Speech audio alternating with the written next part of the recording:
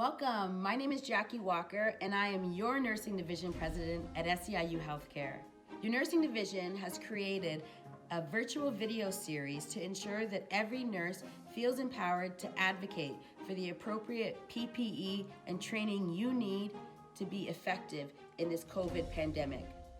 Today, Nurse Sandi Jones and I will be walking you through our first innovative resource to empower you and all of Ontario's nurses.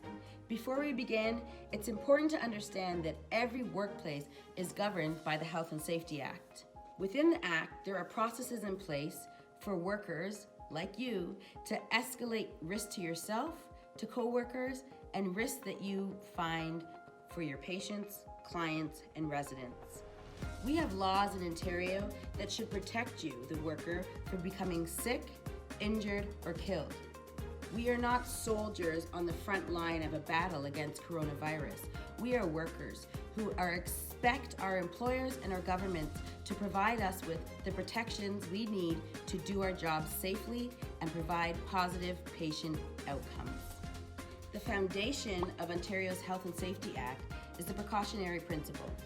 Perhaps the most significant lesson out of SARS was the importance of this principle, which was that we cannot wait for scientific certainty before we take reasonable steps to reduce risk. The lack of appropriate PPE or being redeployed to a unit without the appropriate training are the beginnings of unsafe work.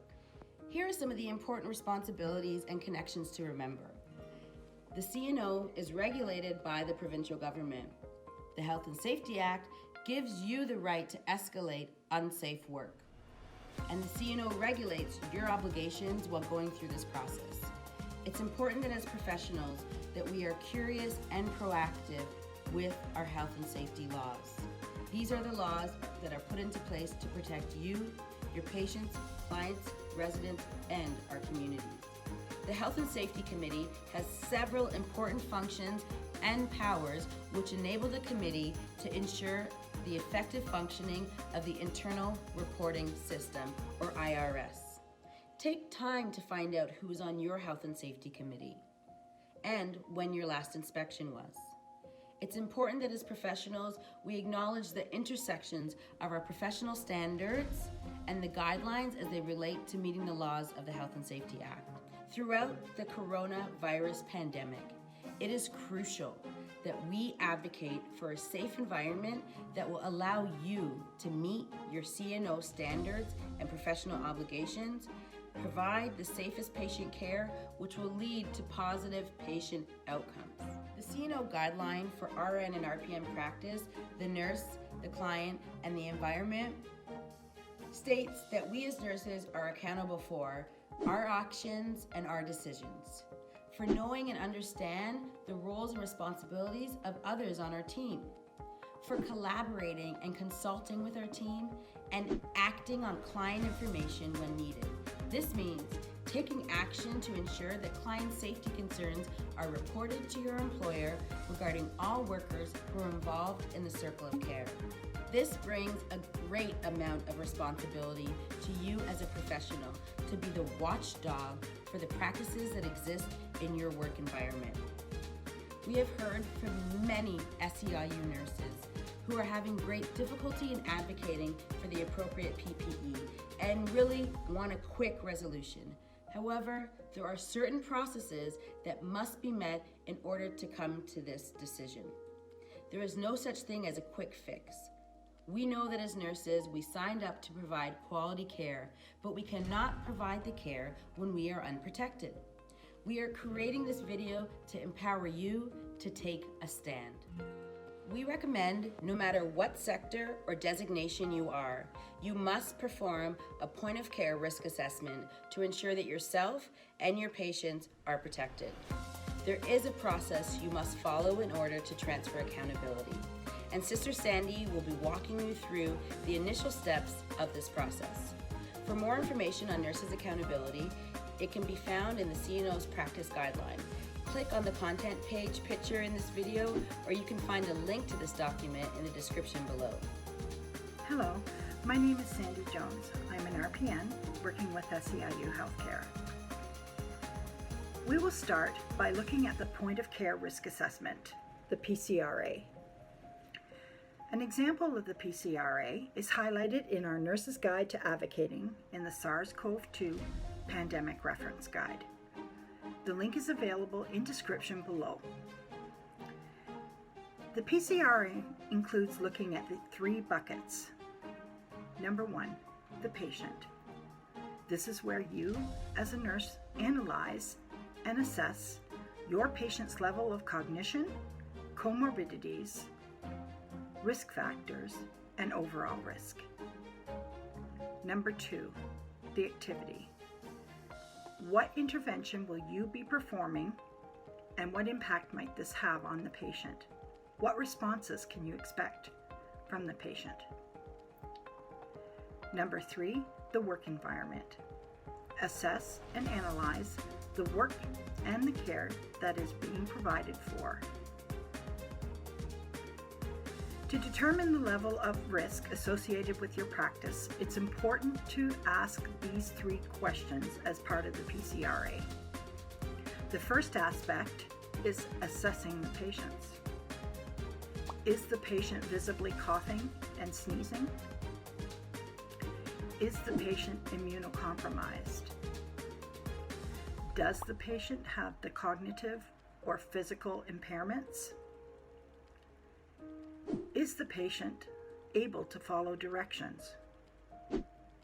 Consider a patient with dementia, too young to understand and follow through with directions, or hard of hearing. The second aspect of the PCRA is the activity you will be doing with the patient. Does the increase in activity, such as physio or change in position, such as sitting a patient up for medication, exacerbate coughing or sneezing? Are you performing aerosol generating mechanisms, AGMPs, that induce coughing or secretions and mucus, such as Ventolin treatments, CPAP, BiPAP, suctioning, or tracheostomy care? Finally, the last aspect to assess the environment. Once you've assessed and analyzed the patient, activity, and environment to determine what PPE needed for care provided, these considerations will help you determine the level of risk regarding the safety of yourself, the patient, and others. Your critical thinking will determine if the risk is low, moderate, or high. Step 1, identify appropriate PPE. Let's look at what PPE you can advocate for depending on low, moderate, or high risk.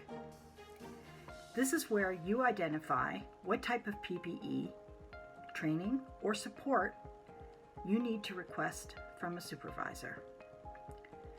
If you determine high risk, you will require full PPE, N95 respirator or better, elastomeric respirator or better, goggles or face shield, gown and gloves. Moderate risk, you will require N95 respirator or higher, elastomeric respirator or higher, face shield or goggles, gown and gloves. Low risk requires little to no PPE. You may choose to wear a surgical mask and gloves. If your clinical judgment determined that you need a high risk level of PPE not present to provide care, proceed to step 2. Step 2, speak to your supervisor. Now that you've determined the level of risk, you must communicate this risk to your supervisor by having a professional conversation, which outlines the risks you identified in the PCRA. Indicate The specific risks that you have determined, such as the inability to meet practice standards of providing or facilitating safe care, as per the CNO and Health and Safety Act.